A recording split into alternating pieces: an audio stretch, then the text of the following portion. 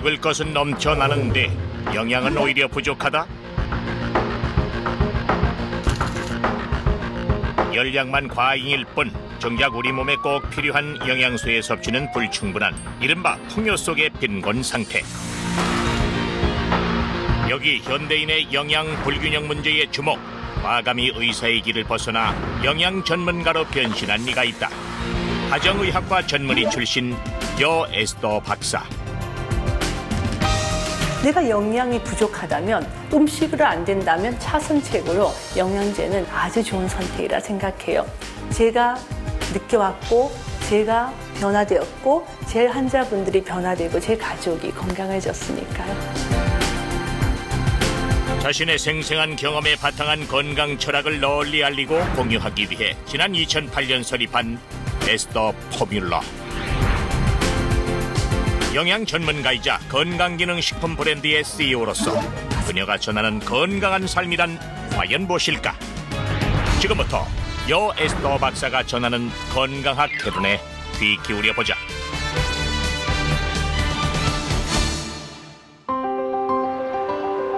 아무리 바빠도 하루 1시간은 꼭 집 주변 양재천을 걷는다는 여 에스더 박사.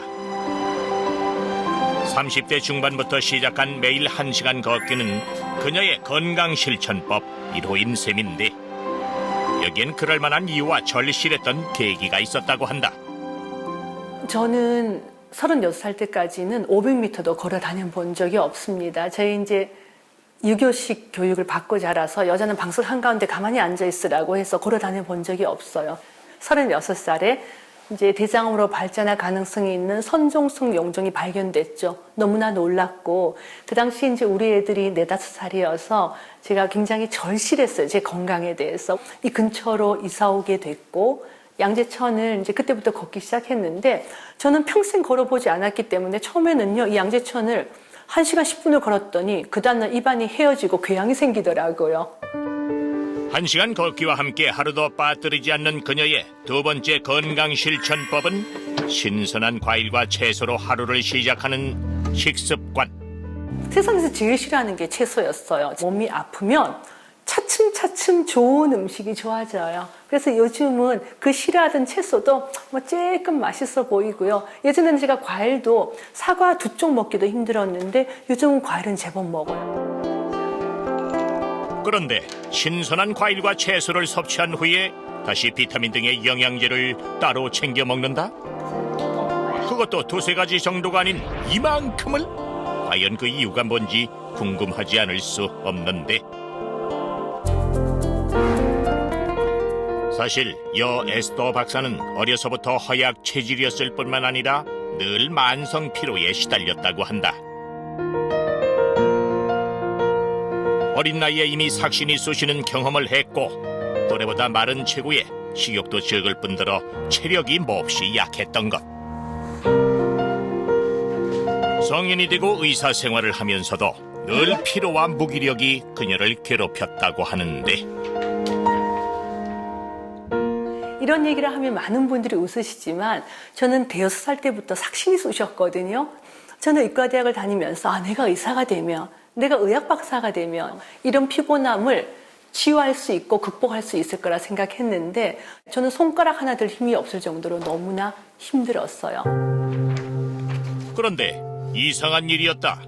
아무리 이런저런 검사와 진단을 받아봐도 특별한 질병이나 이상이 발견되지 않은 채 정상으로 나오는 게 아닌가. 오랜 세월 자신을 괴롭혀온 만성 피로의 원인은 과연 무엇이었을까? 그녀는 제일 먼저 그 해답을 찾고 싶었다고 하는데 사람이 현재 진단명이 있는 질병이 없다라고 하더라도 영양의 불균형이 있으면 굉장히 몸의 컨디션이 나빠지고 기능이 떨어진다라고 하는 걸 제가 느꼈고, 그리고 기능의학을 30대 중반에 우연한 기회에 알게 됐죠. 너무나 제가 몸이 피곤하니까 찾다가, 그리고 거의 독학하다시피 10여 년을 혼자서 공부를 열심히 했어요. 의과대학에서는 영양을 많이 가르치지 않거든요. 풀리지 않는 만성 피로에 대한 해답을 찾기 위해 본격적으로 관심을 갖게 된 기능의학.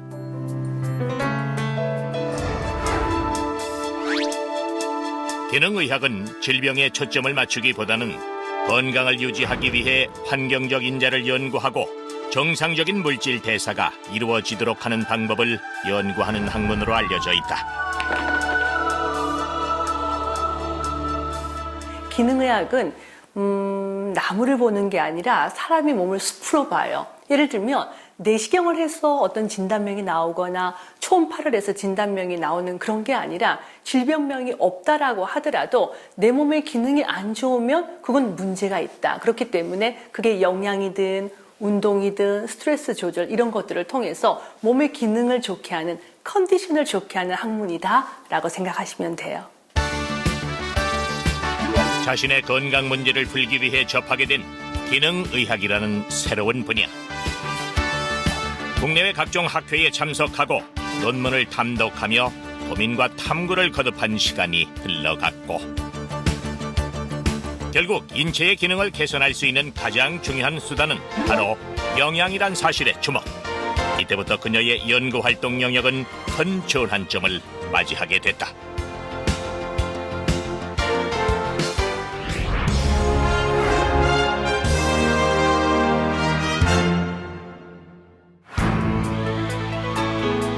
기능의학을 접하며 자신의 식습관은 물론 생활 패턴 전반을 바꿔나간 여 에스더 박사. 그동안 멀리했던 운동과 그토록 싫어하던 과일과 채소를 가까이 했고 건강과 컨디션에 따라 알맞은 영양제를 섭취하면서 점차 자신의 건강 상태에 변화를 가져오게 됐는데 스스로의 경험으로 확신하게 된 기능의학에 기반한 건강론. 동료 의사들과 이것을 공유하는 한편 각종 학술 대회의 강연과 토론을 통해 학문적 토대를 차근차근 마련해갔다. 이후 1년의 과정을 통해 본격적인 영양 전문가로 방향을 선회, 마침낸 경영인의 길로 들어선 것인데 인턴 레지던트 할 때는 나름대로 꿈이 의과대학 교수가 되자 뭐 이런 꿈도 있었거든요. 그런데 의과대학 교수를 꿈꾸던 제가 갑자기 이런 영양제 쪽에 사업을 하니까 교수님들이 너 왜 그러니? 너 돈 벌려고 그러니?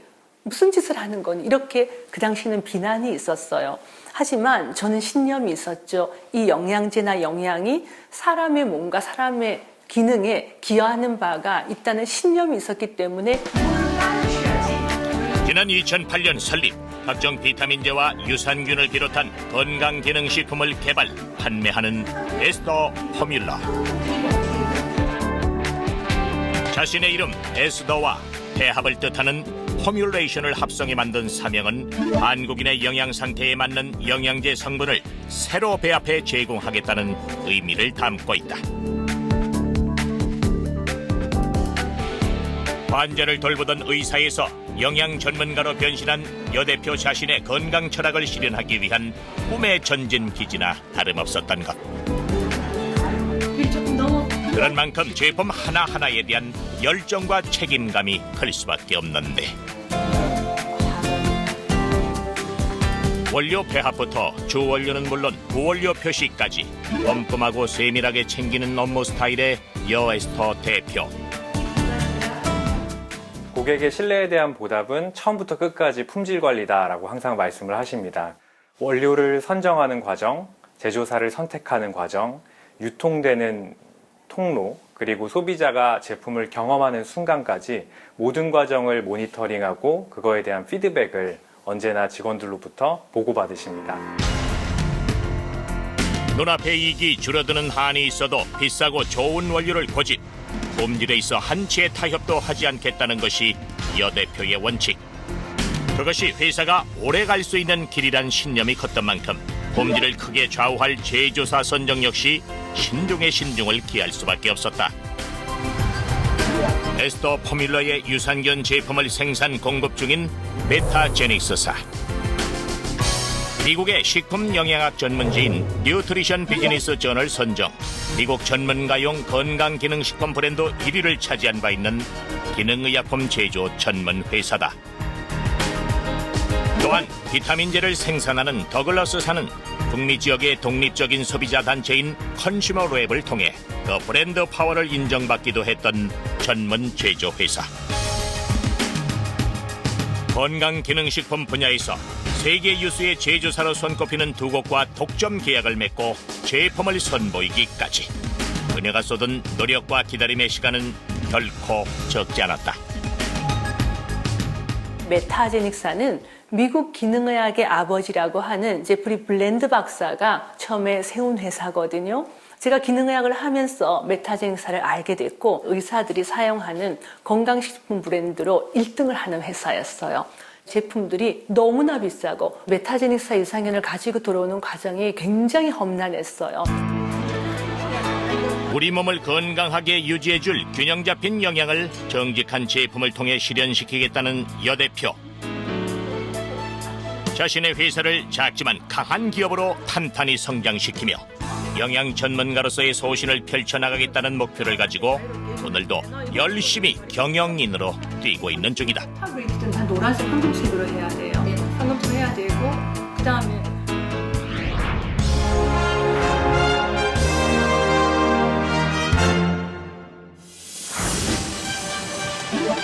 지난 3월 미국 시애틀 외곽에 위치한 메타제닉스사 공장을 방문했던 여 에스더 대표. 자신이 직접 선택하고 배합한 균종으로 유산균 제품이 생산되는 과정을 보며 제품에 대한 신뢰를 다시 한번 확인하게 됐다고 하는데 무작위로 샘플을 추출해 100억 마리 이상 생균이 살아있는지를 점검하는 과정을 포함 살아있는 유산균의 변성을 막기 위한 국내까지 냉장 보관 상태로 전달하는 점 또한 재차 확고한 믿음을 얻은 부분이었다고 한다. 철저한 품질 관리 현장을 직접 확인한 것. 그 유산균이라는 게 살아있는 생균인데 그 장에서 36.5도 정도 되는 거기서 가장 활발하게 움직이는데 그 전에 만일 그 상온에 이제 높은 온도에 있으면은 유산균들이 이미 활발하게 움직여서 먹이가 없을 경우에는 서서히 사멸을 하거든요. 그래서 그 미국에서 이제 생산할 때부터 그다음에 고객이 받으실 때까지 콜드 체인으로 해서 그 냉장 시스템으로 이제 그 운송이 되고 있습니다. 유산균은 물론 상온에 둬도 유효 기간까지 살아요. 상온에서 18개월 이상을 살지만 살아있는 미생물이기 때문에 보관을 하는 동안에는 냉장 유통을 하는 게 가장 오랫동안 살아남을 수 있죠. 이게 저희 완전 전쟁이라 그래요. 이 가지고 오는 게. 오직 품질만을 생각하며 생산부터 관리까지 꼼꼼히 챙긴 결과였을까? 지난 2013년에 첫 선을 보인 유산균 제품은 건강기능식품 시장에서 좋은 반응을 얻으며 출시 3년 만에 500만 병 판매를 기록할 정도로 의미 있는 성공을 거두고 있다. 건강기능식품 시장에서 단일 제품이 500만 병 판매가 넘었다는 것은 굉장히 큰 의미가 있다고 생각을 합니다. 한국 시장에 캡슐 프로바이오틱스를 개척하고 소개했다는 것에 대해서 큰 자부심을 가지고 있고요. 또 한국인들의 장 건강에 조금이나마 도움을 드릴 수 있었다는 점에서 큰 자부심을 가지고 있습니다. 시중에 나와 있는 다양한 건강기능식품 중에서도 유산균은 꾸준한 인기를 유지하고 있다. 2013년 804억 원대였던 국내 유산균 시장의 규모는 2015년 1,579억 원으로 2배 가까이 눈부신 성장을 보였고 올해엔 1,800억 원대까지 이를 것으로 전망되고 있는 상황. 특히 지난해 온 국민을 공포로 몰아넣은 중동호흡기 증후군 메르스 사태는 면역력에 대한 관심을 증가시켜 유산균의 인기를 가속화한 배경이 되기에 충분했다. 우리 몸의 장에는 체내 면역세포의 70%가 몰려있는데 유산균을 포함 장내 유익균을 통칭하는 프로바이오틱스가 장 건강을 유지해 면역 기능을 지켜준다는 점에 주목했기 때문.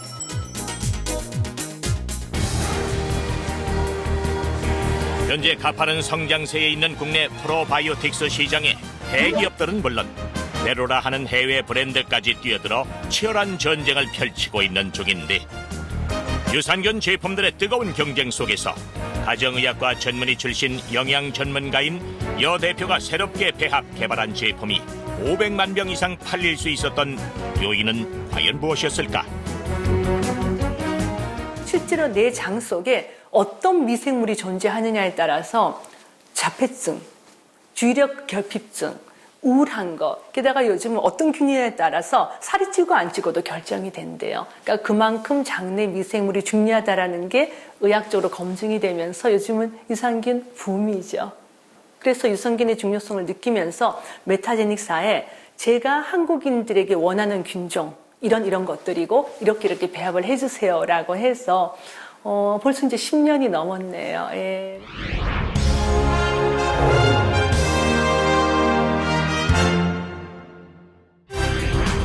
전 세계적으로 건강기능식품 시장의 총 규모는 400조 원에 달하는 걸로 추산된다.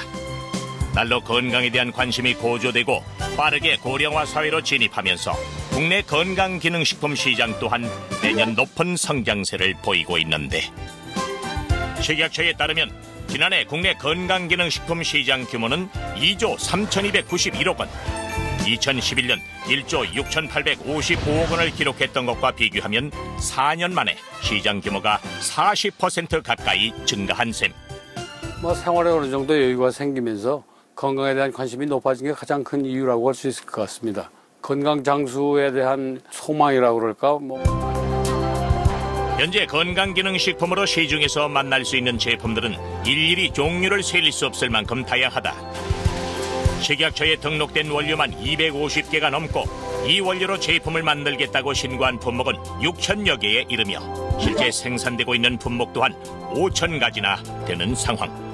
과학적으로 유효한 성분이 있는 걸로 판매된 그 성분이나 원료, 이걸 사용해서 제조한 식품들이 이제 건강기능식품이 되겠습니다. 소비자들한테 판매되기 전에 안전성 검사를 하고요.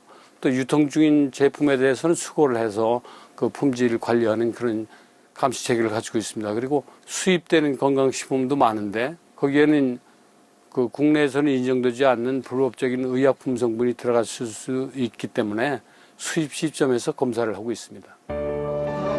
하지만 우리가 반드시 유념해야 할 것은 건강기능식품이 절대 질병을 치료하는 의약품이 아니란 사실. 건강기능식품의 효능은 인체의 정상적인 기능을 유지하거나 생체기능 활성화를 통해 건강을 지키고 개선하는 데에 있을 뿐 예방이나 질병의 치료를 목적으로 하지 않는다는 것이다. 절대로 오해하시면 안 되는 게, 첫 번째 영양제는 무슨 질병을 치료하거나 이런 목적은 절대 아니에요. 기능을 좋게 하는 거죠. 두 번째는 내가 아무리 영양제를 먹는다고 하더라도 영양제가 좋은 음식을 대신할 수는 없어요. 매일 좋은 음식을 먹도록 최대한의 노력을 기울여야 하고, 그리고 영양제가 들어가면 금상첨화죠.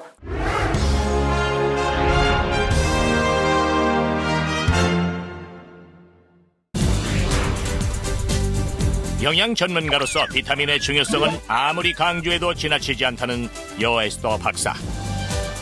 오늘날 가장 대중적인 영양제의 하나로 자리 잡은 게 바로 종합 비타민제인데, 통상적으로 3가지 이상의 비타민과 1가지 이상의 미네랄을 함유한 제품이 바로 종합 비타민. 그동안 이 종합 비타민과 인류의 건강 사이의 역학관계에 대한 연구는 꾸준히 이어져 왔다.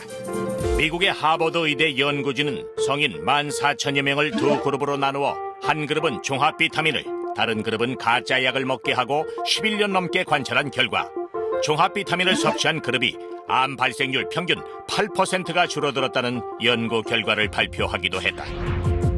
종합 비타민의 효용성이 점점 더 주목받고 있는 상황.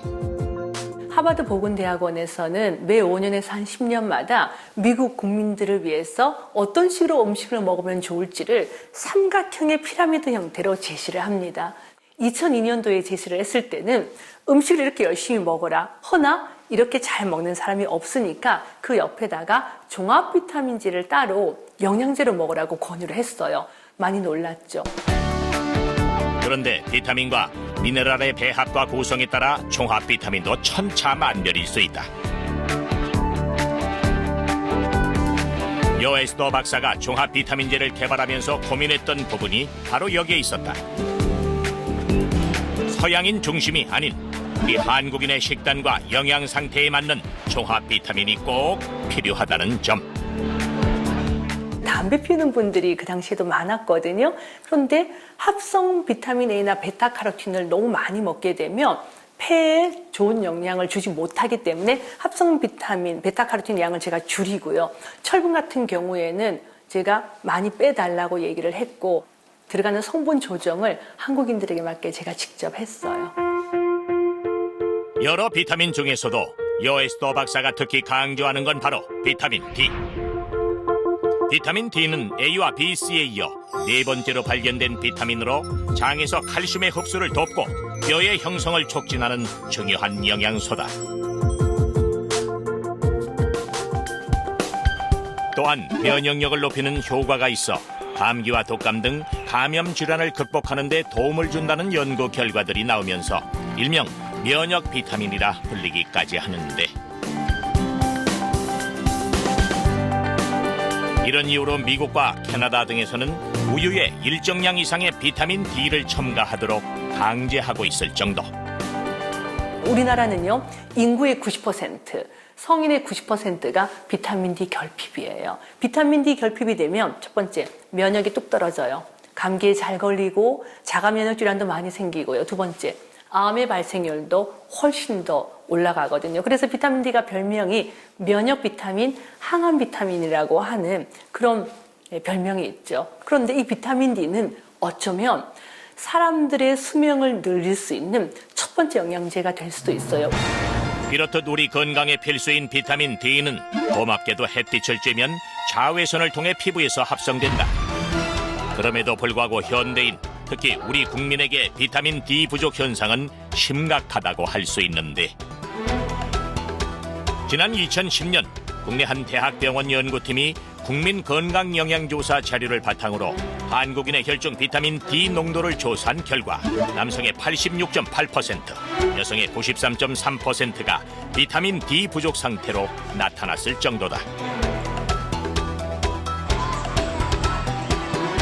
원인은 과거에 비해 야외 활동이 적을 뿐만 아니라 미용상의 이유나 피부암에 대한 우려 때문에 무엇보다 햇빛에 노출되는 것을 꺼리기 때문.